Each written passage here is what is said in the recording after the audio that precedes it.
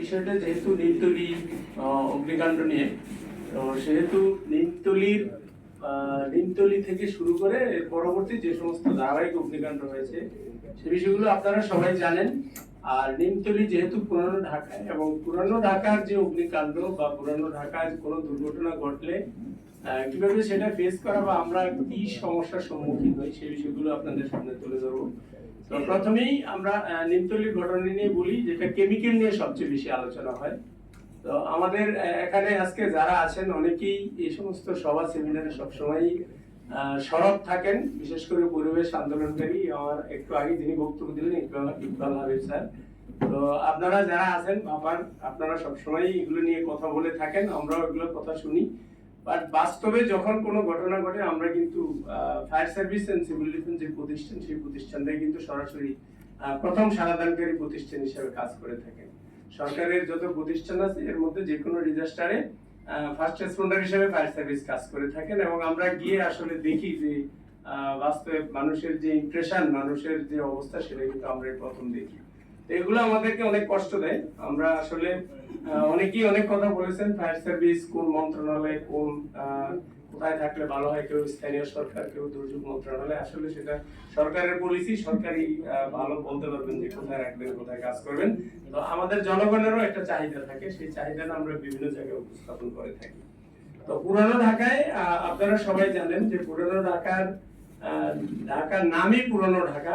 তো ওই পুরানোর সবকিছুই পুরনো, রাস্তাঘাট, ভবন যাই বলেন সবকিছু পুরনো। আমরা হাইরাইজ বিল্ডিং নিয়ে অনেক সময় কথা বলে থাকি, আমরা বিএনবিসির কথা বলি, আমরা বিভিন্ন আইন কানুনের কথা বলি। হাইরাইজ বিল্ডিং এক এক জায়গায় এক এক রকম সংজ্ঞায়িত। আমাদের দৃষ্টিতে ফায়ার সার্ভিসের অগ্নি প্রতিরোধ নির্বাপন আইন 2003 অনুযায়ী বিল্ডিং যখন 7 তলা হবে সেটাই হাইরাইজ বিল্ডিং হবে। এখানে হাইরাইজ বিল্ডিং এর অনেকগুলো শর্ত থাকে, আমাদের কাছ থেকে সেফটি প্ল্যান নিতে হবে, ফায়ার সার্ভিসের কাছ থেকে সেফটি প্ল্যান অনুযায়ী ওই বিল্ডিং তৈরি করতে হবে এবং ফায়ার সেফটি ব্যবস্থা বাস্তবায়ন করতে হবে।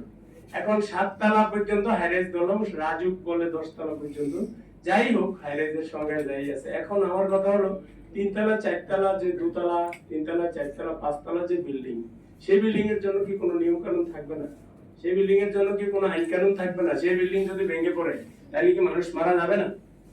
মানুষ মারা যাবে। তো সেই জন্য ভবন তৈরির ক্ষেত্রে একটা টোটাল নীতিমালা থাকা দরকার, এবং যেটা আমাদের বাস্তবায়ন করতে হবে এবং আমাদেরকে মেনে চলতে হবে। আমরা বাংলাদেশের মানুষ, আমরা আইন মানার চেয়ে এখনো আইন ভাঙার প্রতি আমাদের বেশি ইয়ে থাকে, যে আমি যদি আইন ভাঙতে পারি মনে হয় যে আমি অনেক শক্তিশালী লোক। আসলে আমাদের সচেতন হতে হবে, সচেতনতার কোনো বিকল্প নেই। আমরা যদি সচেতন থাকি, আমরা যদি যার যার ক্ষেত্রে ব্যক্তি পর্যায়ে সামাজিক ভাবে আমরা যদি সচেতন থাকি, তাইলে হয়তো আমাদের এই বড় বড় দুর্ঘটনার হাত থেকে আমরা বাঁচতে পারবো। তো আমাদের পুরানো ঢাকার ক্ষেত্রে আমরা বলি যে এখানে কেমিক্যালের অনেক গুদাম থাকে, আবাসিক ভবনে কেমিক্যালের গুদাম আমরা দেখি। আমরা বিভিন্ন সময় আগুন লাগলে বা দুর্ঘটনা ঘটলে আমরা যেটা দেখি সেটা হলো যে আমরা ভবনের ভিতরে ঢুকলে খাটের নিচে পর্যন্ত আমরা বিভিন্ন কেমিক্যালের বস্তা দেখি। আসলে যিনি এটা রাখছেন সেটা সম্পর্কে তার কোনো জ্ঞান নেই।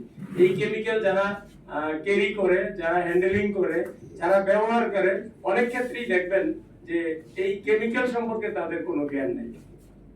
যে মালামাল এক জায়গা থেকে আরেক জায়গায় নিয়ে যাচ্ছে, সে মনে করেন চালের বস্তা যেভাবে নিয়ে যায় কেমিক্যালটাও ঠিক সেভাবে নিয়ে যাচ্ছে। কেমিক্যাল ড্রাম ট্রাকে উঠাচ্ছে, ড্রাম ট্রাক থেকে পালাচ্ছে।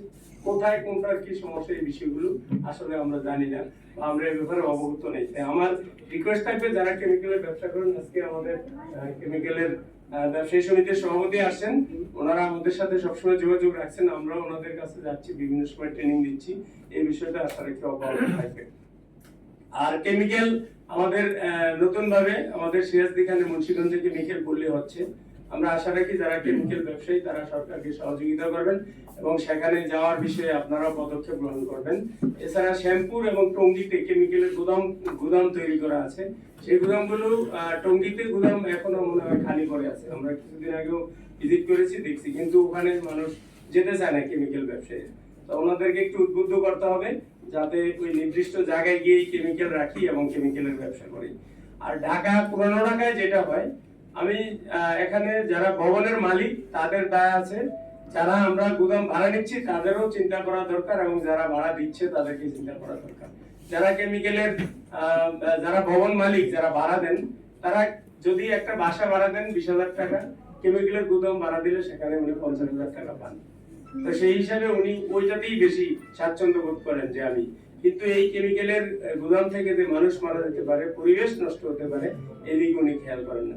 আবার আমি যেটা ভাড়া নিচ্ছি, আমি চিন্তা করি পুরানো ঢাকায় আমি ভাড়া নিতে পারলেই ভালো। আমার বাপ দাদার আমল থেকে আমি এখানে ব্যবসা করছি, আমার কাস্টমাররা এখানে আসে, আমি যদি অন্য জায়গায় চলে যাই আমার কাস্টমার নাও আসতে পারে। তো সেই কারণে আমি টাকা বেশি হলেও সেখানে ভাড়া নিচ্ছি।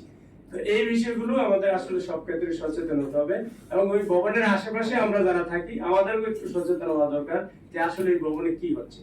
একটা ভবনে যদি বিস্ফোরণ ঘটে বা আগুন লাগে, আশেপাশের ভবনে কিন্তু সেটা ছড়ায় যায়।